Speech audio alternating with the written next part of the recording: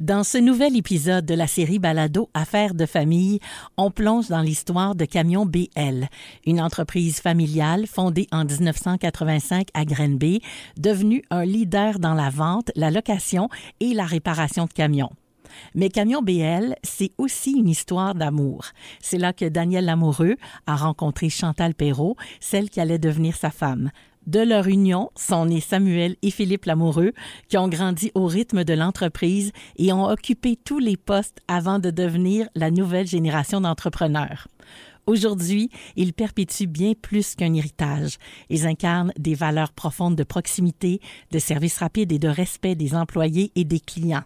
Samuel et Philippe nous parlent aujourd'hui de ce trésor familial, de leur vision et ce qui fait la force de Camions BL. Mais je pense qu'ils ont fait un bon travail à séparer un peu le travail de la maison. Puis, tu sais, je me rappelle quand on était jeunes, j'ai su ça il n'y a pas si longtemps, mais notre père, il revenait de travailler quand nous, on revenait de l'école ou de la garderie, peu importe. Puis, il passait la soirée avec nous autres. Puis, quand on allait se coucher, il retournait au garage, aller faire la mécanique. Il travaillait jour et soir, pas toutes les semaines, là, mais quand même, tu sais, c'est quelque chose qu'on s'est même pas rendu compte parce que j'ai su ça dans les dernières années qu'il faisait ça. Fait que, tu sais, il a quand même pris le temps pour la famille au travers de ça. Puis, tu sais, il a fait ça parce que ça lui tenait à cœur. Puis, il a voulu nous faire sentir quand même qu'on était important, même s'il y avait l'entreprise à cœur en arrière. RBC Banque Royale est fier de présenter Affaires de famille, un balado saluant les entreprises familiales de la région, transmises de génération en génération. Merci Samuel et Philippe d'être dans notre balado Affaires de famille. On est super contents de vous recevoir. Camions BL, vous faites partie de cette belle histoire qui dure depuis 40 ans. Oui, exactement. Vous n'étiez pas né, à ce moment-là? Non, c'est venu après notre naissance. Oui, et dans quel contexte pouvez-vous m'expliquer la genèse, la petite histoire de vos parents parce qu'ils étaient impliqués? Oui, effectivement. Donc, dans le fond, mon père, à la base, il n'était pas mécanicien. Il a décidé de se lancer en mécanique parce qu'il n'y avait pas de travail dans le domaine où il travaillait. Il avait fait son cours en meubles et construction ou en charpentier, menuisier à ce moment-là. Puis il n'y avait pas beaucoup de travail. Donc là, il a décidé de se lancer comme mécanicien. Il y avait un poste qui s'était ouvert dans un concessionnaire ici à Granby. Puis il a décidé de s'essayer. Puis de fil en aiguille, il a commencé à faire de la mécanique. Il a appris beaucoup de choses. Donc, il a fait des transmissions, des différentiels, des moteurs, à peu près tout ce qui se passe en mécanique. Puis après ça, quelques années plus tard, il a décidé de partir son entreprise avec un associé. Et puis, ça fait 40 ans maintenant que c'est vivant. Donc, oui. Ouais. Donc, je veux dire, Philippe et Samuel, vous avez grandi donc avec vos parents qui allaient travailler au garage. Est-ce que vous étiez là pas mal dans les... Oui, vous avez passé un bout de votre enfance là. Oui, quand même. Nous, on a commencé à travailler dans l'entreprise. On était très jeunes. Pas parce qu'on se l'est fait imposer. Là. On était quand même... on voulait y aller. Donc, on avait 10-11 ans dans le temps. Puis, on commençait à aller là, travailler l'été. On faisait du gazon, on défaisait des palettes. Puis, tranquillement, on est rentré dans l'entreprise, à avoir des postes dans les départements de pièces, les départements de services. On a commencé comme ça. Fait que... On a toujours été là. Oui, mais c'est drôle quand vous dites, on ne nous a pas forcé, mais c'était là, vous avez grandi avec ça. Est-ce que c'est devenu une passion ou c'était, oui, on s'en va aider ou, il faut aller aider, tu sais, la nuance. Ouais. Pour ma part, je pense que j'ai développé plus une passion pour l'entreprise, le domaine, tout ça rapidement, que les camions en soi. Tu sais, je trouve que la proximité qu'on a avec la clientèle, c'est quelque chose de beau, de rendre un service au client, de pouvoir lui donner quelque chose puis qu'il perçoit la valeur de tout ça. Pour moi, c'est ça qui me parlait beaucoup déjà quand j'étais jeune, quand je rentrais dans l'entreprise, c'est ça qui me parlait beaucoup. Oui. Ouais, c'est vrai que c'est une belle industrie. Là, je pense qu'on parle souvent avec les mêmes personnes, donc ça, c'est de bâtir cette relation-là aussi au fil du temps. Puis en même temps, il y en a des nouveaux qui s'ajoutent aussi, donc de continuer cette expansion-là, puis d'aller rencontrer des nouvelles personnes, des nouveaux domaines. Le camion, c'est ce qui est le fun aussi, c'est qu'il y a beaucoup de domaines différents qui demandent des camions. Fait que des fois, on apprend, un nouveau client qui rentre puis que ça on connaît pas nécessairement cette industrie-là, fait qu'on peut s'intéresser à différents justement domaines, différentes applications différentes pour notre produit. Fait que c'est toujours intéressant de voir ça. Oui, et là, pour résumer, vous faites la vente de camions, la location de camions. Vous faites aussi, par rapport aux outils, vous fournissez des outils, des pièces, c'est ça? Des pièces, oui. Exactement. Et ça, c'est arrivé tout en même temps ou ça s'est développé? Ben, l'entreprise, quand on a commencé, c'était seulement un petit camion, donc service de réparation mobile. Donc, Daniel, à l'époque, était avec son associé Jean-Claude. Il se rendrait chez nos clients. Il allait réparer les camions là-bas. Donc, évidemment, on faisait pas de vente. Il n'y avait pas de location non plus.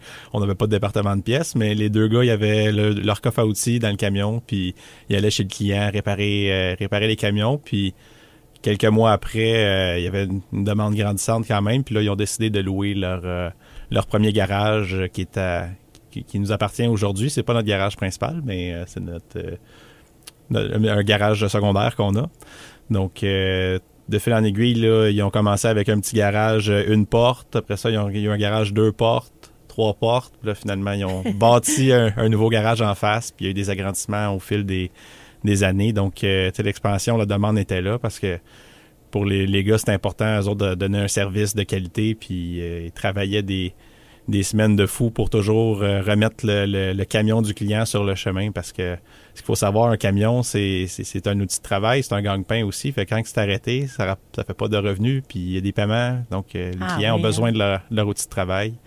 Fait que les gars, ils avaient ça à cœur. C'était en eux, c'était dans leur âme. Fait que ils tenaient beaucoup à ce que le client soit réparé rapidement. Puis ça a fait la réputation de l'entreprise rapidement.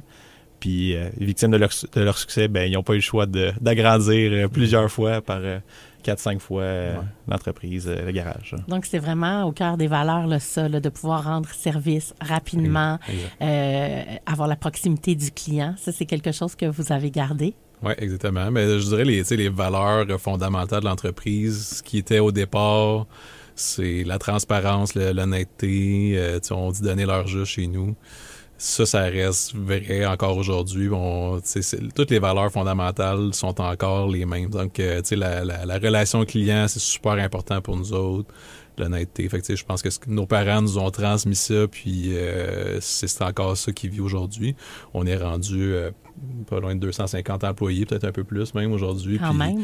On essaie de dire que tout le monde vit ces valeurs-là de façon quotidienne. Puis en tout cas, je pense qu'on fait un bon travail avec l'équipe pour s'assurer que ça soit là, parce que sans ça, pour nous autres, ça passe pas. Donc, ouais, c'est ça. C'est là. On n'a pas le choix. C'est le cœur. C'est le cœur, c'est beau, c'est bien dit. Et je me demandais, dans vos souvenirs que vous avez de votre père qui va travailler, votre mère était impliquée aussi dans l'entreprise. Oui. D'ailleurs, ils se sont rencontrés là. Oui, effectivement. Donc, assez tôt dans la fondation de l'entreprise, en 85, comme Philippe disait tantôt, l'entreprise prenait de la croissance. Puis là, ils ont eu besoin de quelqu'un un peu en comptabilité pour faire aussi des commissions, aller chercher des pièces et tout ça. Donc là, il avait ouvert un poste, puis Chantal a postulé sur le poste. Et puis... pas très longtemps après, ça a viré en un love story. Oh! donc c'est ça. Donc, on a mêlé les affaires et l'amour. Ouais, c'est ça. Et ça semblerait que c'est pas gage de succès habituellement, mais ça fait assez longtemps qu'ils sont ensemble, donc 40 ans qu'ils sont ensemble. Donc je pense qu'on peut dire que c'est succès. Ben oui, puis vous qui êtes là, c'est merveilleux quand même. Est-ce que vous avez des souvenirs de justement vos parents qui amenaient un peu de job à la maison, tu sais, cette espèce de le stress des fois, parce que quand on est entrepreneur, ça vient avec ça, c'est des préoccupations. Des fois, elles sont bonnes, les préoccupations. Des fois, on cherche des solutions. Est-ce que vous avez senti ça quand vous étiez enfant? Mais non, je pense, tu sais, nos parents ils ont tout le temps été des gens travaillants, tu sais. Ma mère, il n'y a pas si longtemps, elle arrivait au bureau à 6h30, 7h, puis le soir, elle repartait encore tard. Là. Maintenant, elle a un autre poste, elle a un horaire un petit peu plus tranquille, mais ça n'a pas tout le temps été le cas. Mais je pense qu'ils ont fait un bon travail à séparer un peu le travail de la maison. Puis, tu sais, je me rappelle quand on était jeunes, j'ai su ça il n'y a pas si longtemps, mais notre père, il revenait de travailler quand nous, on revenait de l'école ou de la garderie, peu importe, puis il passait la soirée avec nous autres, puis quand on allait se coucher, il retournait au garage, aller faire la mécanique. Il travaillait jour et soir, pas toutes les semaines, là, mais quand même, c'est quelque chose qu'on on s'est même pas rendu compte parce que j'ai su ça dans Wow. les dernières années qu'il faisait ça. Fait que, tu sais, il a quand même pris le temps pour la famille au travers de ça. Puis, tu sais, il a fait ça parce que ça lui tenait à cœur. Puis, il a voulu nous faire sentir quand même qu'on était important, même s'il y avait l'entreprise à cœur en arrière aussi. Oui, c'est ça. Donc, il y avait ça. Puis ça, est-ce que c'est quelque chose qui vous a parfois trotté dans la tête? Le côté entrepreneur, ça se développe, mais est-ce que ça vous faisait peur, ça? Ben, tu sais, on dirait que c'est arrivé assez naturellement, là. En tout cas, je parle pour moi. Je pense que Phil, c'est un peu la même chose, mais tu sais, dès notre jeune âge, on savait qu'on voulait continuer à travailler au moins pour l'entreprise, puis dire...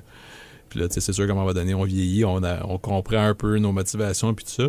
Mais ça a été assez naturel. On s'est pas tellement posé de questions pour dire est-ce que c'est ce qu'on veut faire. C'était comme on veut faire ça, puis c'est sûr qu'on veut faire ça. Il y avait comme pas d'autre plan, on dirait là. Puis, tu sais, tantôt on disait mon père est parti de l'entreprise avec un associé. À un moment donné, ils se sont séparés en 2007.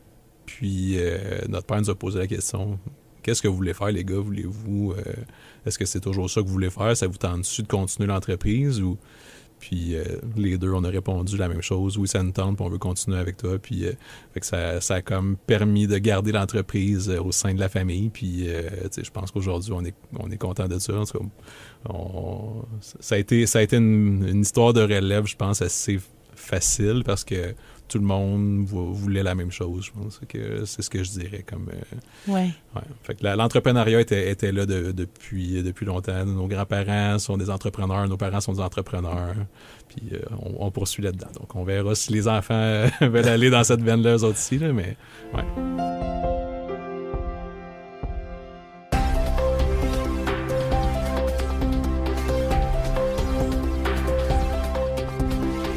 Samuel et Philippe, vous aviez quel âge quand vous avez vraiment fait partie de l'entreprise au tout début? Ben, on a commencé plus jeune, là, vers 11-12 ans, comme Philippe disait tantôt, dans l'entreprise, mais à temps plein, à dire qu'on était impliqué dans l'entreprise, on devait être autour de 18-19 ans dans ces âges-là. Ouais.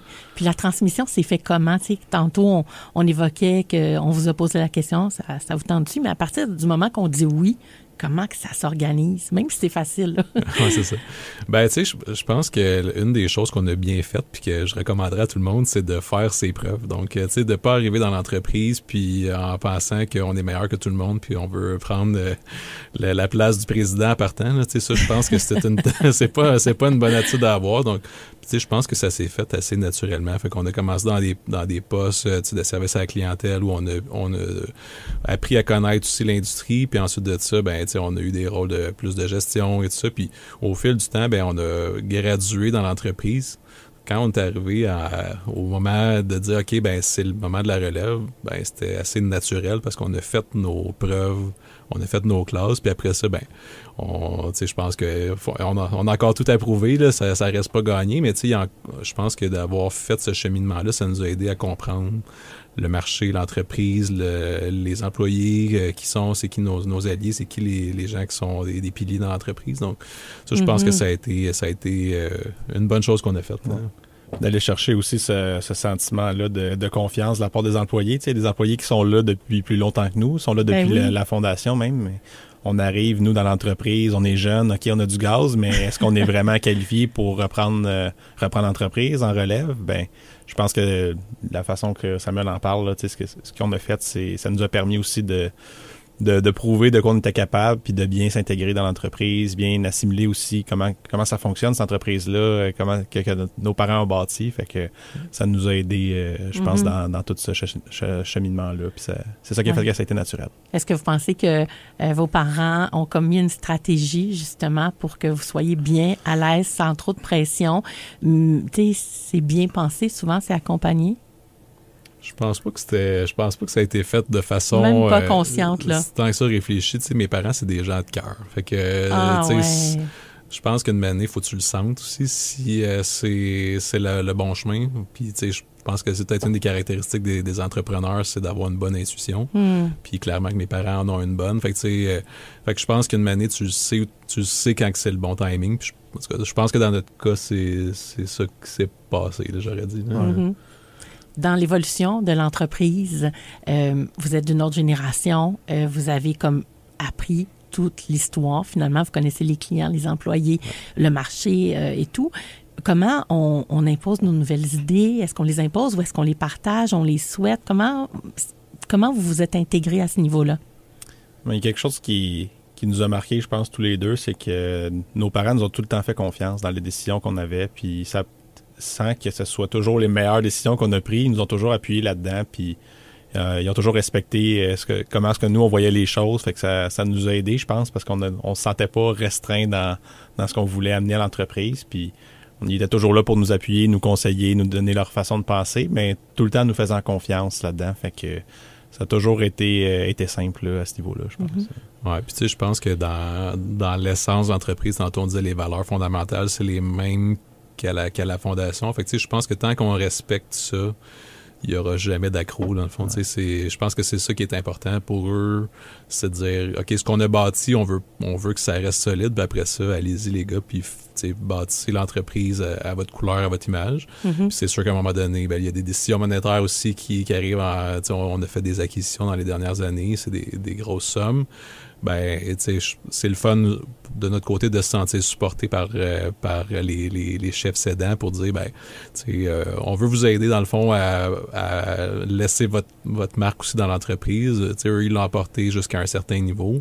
Puis là, nous, on arrive, on a des idées, de croissance. Ils nous ont supporté là-dedans pour dire, je pense que vous êtes capable, allez-y. Oui. Ces idées-là, est-ce que vous voulez partager? Est-ce que vous faites des moments de frères, de créativité ou en tout cas du moins de désir pour l'entreprise? Oui, on se parle à chaque semaine. Là. D'habitude, on a des rencontres à essayer de continuer à élaborer la stratégie de l'entreprise, les décisions qu'on va avoir à prendre dans le futur. Fait que c'est quelque chose qu'on aime faire aussi. Fait que c'est facile pour nous de prendre le temps de faire ça parce que je pense c'est ce qu'on aime faire dans l'entreprise aussi, c'est de l'amener à un autre niveau, de la développer, d'amener des nouveaux projets, que ce soit des projets à l'interne ou à l'externe. On essaie d'être innovateur puis d'amener de la nouveauté dans le marché pour nos clients, dans l'entreprise aussi. Oui. Et vos défis? Quel a été le plus grand défi que vous avez eu jusqu'à maintenant? Je peux peut-être y aller. Je pense que dans n'importe quelle entreprise en croissance, mais n'importe quelle entreprise, mais peut-être en croissance encore plus, je pense que c'est d'avoir les bonnes personnes dans les bons postes. Nous, on aime ça. Ce qu'on aime, c'est justement le développement de l'entreprise, créer des nouveaux projets, tout ça. Mais si t'as pas personne pour assurer tes arrières, puis maintenir le service, les opérations, ça fonctionnera pas. Il faut garder un bon équilibre entre les deux. Puis je pense qu'on a réussi à bâtir cette équipe-là avec le temps. Ça n'a pas toujours été facile parce qu'à un moment donné, il y a des gens qui sont dans l'entreprise depuis longtemps. Puis là, des fois, il faut prendre des décisions. Mais je pense que les gens sont très engagés avec nous. Puis ils veulent le succès de l'entreprise. Fait que je dirais c'est un défi, mais en même temps, c'est un beau succès, je pense aussi. Fait que sinon, dans les défis, il y en a toujours. En entrepreneuriat, c'est ça. Ça fait partie de la vie d'entrepreneur. Puis, mettons qu'on parle de défis technologiques, là. Il y a quand même des enjeux dans l'évolution des transports et tout ça. Ça vous touche comment? C'est sûr qu'il y a des nouvelles technologies qui s'en viennent dans le camionnage. Donc, on en voit autant au niveau des opérations de l'entreprise, de notre côté, des entreprises de nos clients. Aujourd'hui, il y a des outils technologiques pour traquer les camions, le kilométrage qu'ils font, leur performance des chauffeurs, tout ça. Fait que pour nos clients, c'est quand même une bonne avancée technologique. Mais aussi au niveau des produits, là, on a des camions au diesel depuis que les camions existent à peu près. Là, on arrive avec des camions électriques, des camions au gaz naturel, des camions à hydrogène. Il y a toutes sortes de technologies qui s'en viennent. Donc oui, c'est encore nouveau, c'est encore émergent. Les produits sont pas encore tous disponibles, mais on le sait que c'est en recherche et développement présentement. Donc le marché est appelé à changer quand même pour que ça corresponde mieux peut-être aux cibles environnementales que les gouvernements communiquent aux manufacturiers de camions. Donc, on sait que ça va amener quand même des nouveaux défis, mais des nouvelles opportunités aussi, je pense, dans les prochaines années, parce qu'on va avoir une transition à faire qui va venir. Oui, c'est ça. Parce que là, je veux dire, votre expertise, elle est là, mais c'est toujours de la nouveauté. Vous avez un personnel aussi qui doit s'adapter à tout ça depuis longtemps, là? Oui, on est quand même prête à faire face à ça. Là. On a notre académie BL là, qui est notre salle de formation. Donc, on a un formateur à temps plein qui se tient informé sur les nouvelles technologies, justement, qui est capable d'aller former nos techniciens ensuite sur les nouveaux produits. Fait qu'on est déjà habitué là-dedans, on est déjà familier parce que les moteurs, c'est en constante évolution déjà aujourd'hui. Donc, on continue simplement à faire ça avec les nouvelles technologies, que ce soit l'électrique ou les prochaines qui viendront, on va y prêt. Oui, c'est ça. Mais on parle souvent de motorisation. Là, Philippe parlait de gaz naturel, d'hydrogène et tout ça, mais même la technologie et l'électronique qu'on a dans les véhicules aujourd'hui, c'est un peu la même chose qu'on a dans nos automobiles. Les véhicules se conduisent à peu près tout seuls, puis on a à peu près ça dans les camions aussi. Donc, on parle de technologie de motorisation, mais tout est électronique dans le camion aussi. Donc, c'est plus aussi simple qu'avant à réparer. Ça prend des ordinateurs, ça prend des outils de diagnostic, ça prend de la formation. Donc, ça, c'est quand même un bon défi de se maintenir à jour là-dedans. Puis, comme Philippe disait, l'académie qu'on a bâtie, ça fait quelques années, ça nous permet de rester justement à date dans tout ça. Mais ça reste un défi quand même de recruter des gens qui vont avoir ces capacités-là ou cette capacité-là à aller au-delà du problème simple, on va dire. Oui, c'est ça. Puis toujours en ayant la valeur ou en tout cas l'intention de pouvoir répondre vite au service client. Oui, exact. Oui, quand même.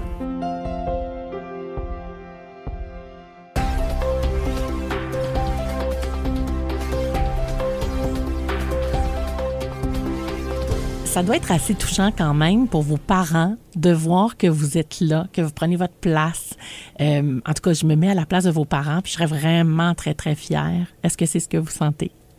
Oui, je pense que c'est une fierté pour eux, sans qu'ils nous aient mis de pression pour reprendre l'entreprise, mais je pense qu'au fin fond d'un cœur de parent, tu veux toujours que ton enfant reprenne l'entreprise. Fait que oui, je pense qu'ils sont fiers de voir, puis ils nomment assez clairement qu'ils sont fiers de nous. Fait que ça fait toujours du bien à entendre, mais c'est ça. Fait que oui, effectivement. Oui.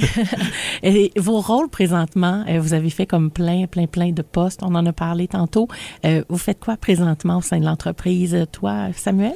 Oui, moi je suis directeur général de l'entreprise, donc principalement je m'occupe du volet interne de l'entreprise, donc toutes les opérations, la réparation dans l'atelier mécanique, département des pièces, l'administration, les ressources humaines. Donc c'est un peu mon créneau, mais on travaille ensemble sur plein d'aspects de l'entreprise. Mm-hmm. Et pour toi, Philippe? Pour ma part, je suis vice-président de l'entreprise. Je travaille principalement sur les projets externes, donc je m'occupe des départements de vente, entre autres, marketing, développement des affaires, les projets qu'on a à l'externe, comme les acquisitions, par exemple, c'est moi qui les chapeaute d'habitude. On fait beaucoup de choses ensemble, là, comme tu as dit, Sam.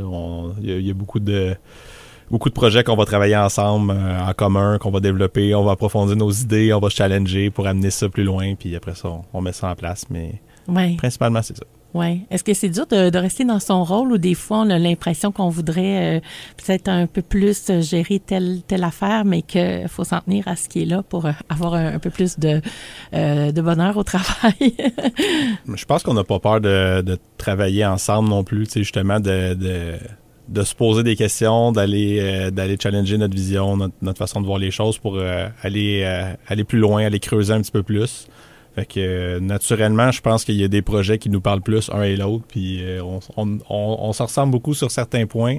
On partage la même vision, on s'en va pas mal à la même place, mais on n'a pas tout à fait les mêmes préférences, ça, je dirais. Ouais. Donc, quand c'est les mêmes préférences, mais on essaie de mettre nos forces en commun pour faire avancer ça.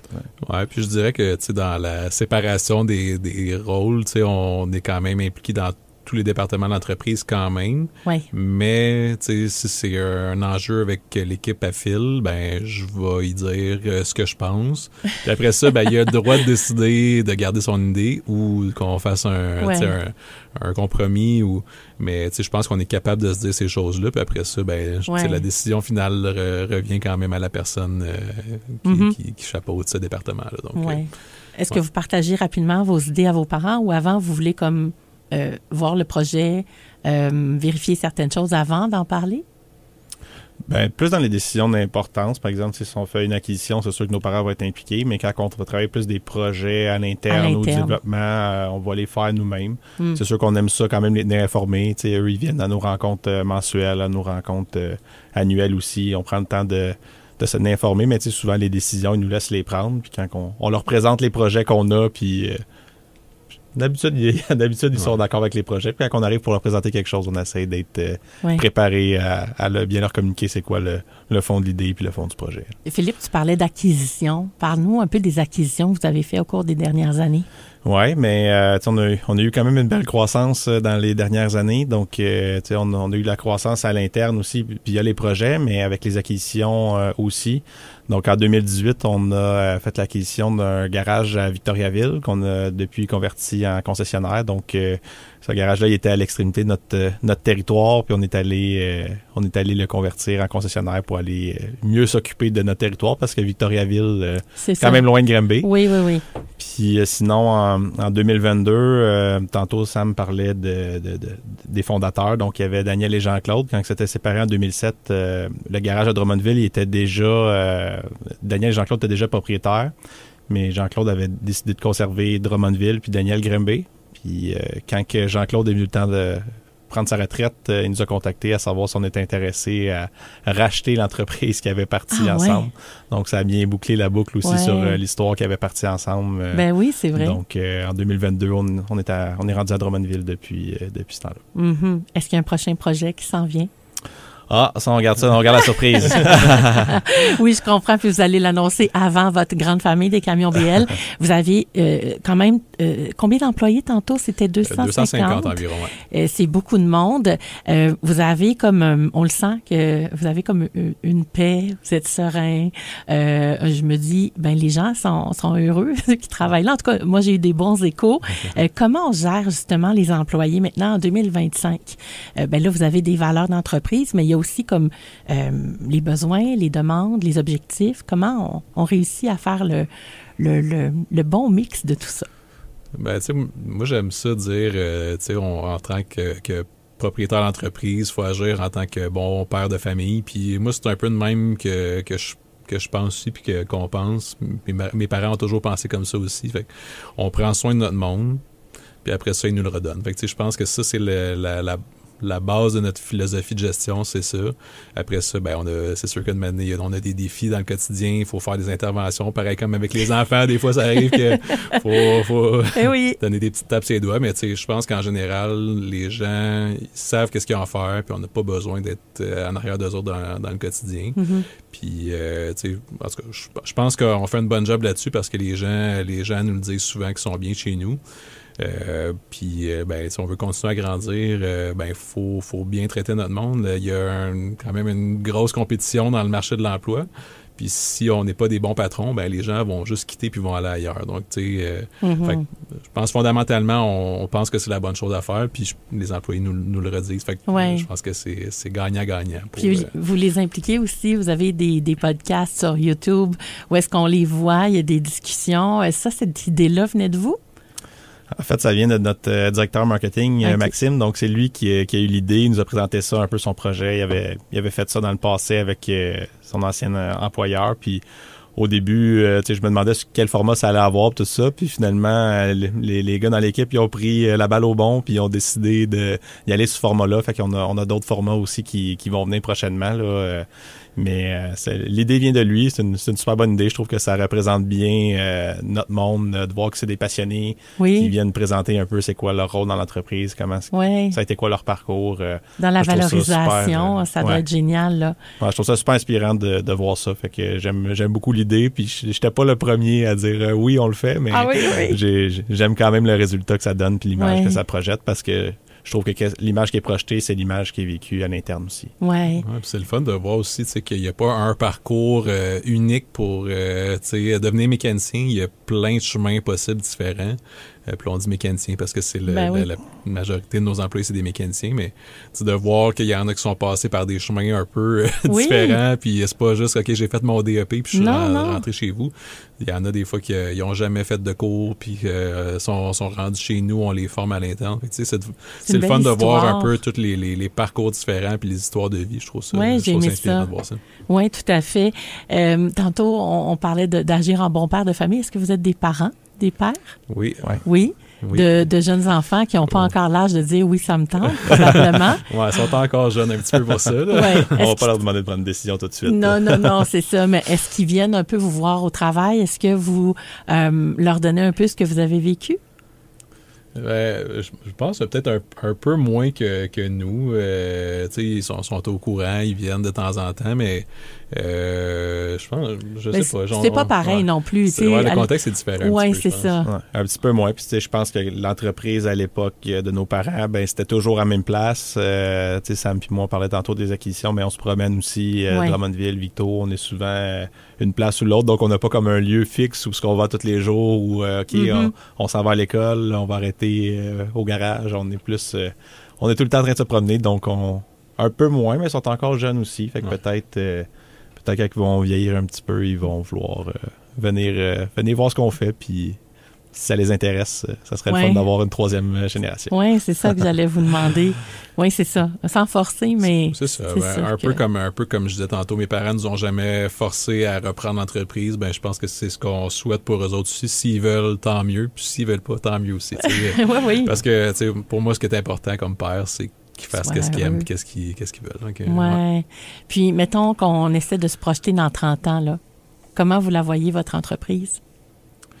C'est sûr qu'on disait qu'on a une stratégie de croissance. On veut continuer à faire croître l'entreprise. On aimerait doubler le nombre d'employés qu'on a actuellement. Donc, se rendre à peu près à 500 employés. Donc, c'est sûr que ça passe par d'autres acquisitions, d'autres projets différents. On veut se diversifier. Donc, je pense qu'il y a quand même plein de belles opportunités pour nous pour continuer la croissance. Puis, je trouve ça le fun d'impliquer l'équipe là-dedans aussi. On fait pas juste ça, Phil et moi. Et on a une super belle équipe avec nous qui pousse dans le même sens. Fait que ça, c'est le fun. Donc, dans 30 ans, on espérait être rendu dans notre rêve fou de 500 employés. Donc, quand même. Ouais. Avec d'autres acquisitions, là, peut-être... Des acquisitions, des projets, peu importe. Vous allez faire de la route, là, je pense. Ça sent ça, là, votre affaire. Là. Ouais. Puis, en terminant, quel conseil vous donneriez à des gens qui ont le goût de se lancer en affaires en famille? Je pense que c'est vraiment une belle chose. Je pense qu'il y a des défis là-dedans, mais tout passe par la communication. Fait que moi, je dirais de se parler pour bien se comprendre. Et toi, Samuel? Je suis d'accord avec ce que tu dis, Phil, que c'est rare qu'on voit des entreprises où la synergie familiale et la synergie d'entreprise matchent. Mais quand ça marche, je pense qu'il n'y a pas d'entreprise où c'est plus gagnant que ça. Donc, je pense que ça serait de s'assurer, dans le fond, d'avoir une bonne synergie familiale puis d'écouler ça en entreprise. Moi, je pense qu'il n'y a pas de meilleure recette que ça. En tout cas, on vous souhaite une belle continuité. Bravo à vous, puis on a hâte de voir ce que vous réserve l'avenir. Merci beaucoup. Merci de votre présence. Présent dans la communauté de la Haute-Yamaska et de Brome-Missisquoi, RBC Banque Royale est heureuse de vous avoir présenté Affaires de famille. Épargne, placement et conseils, RBC Banque Royale au service du bien-être financier des entreprises d'ici. Le balado Affaires de famille, une production M105.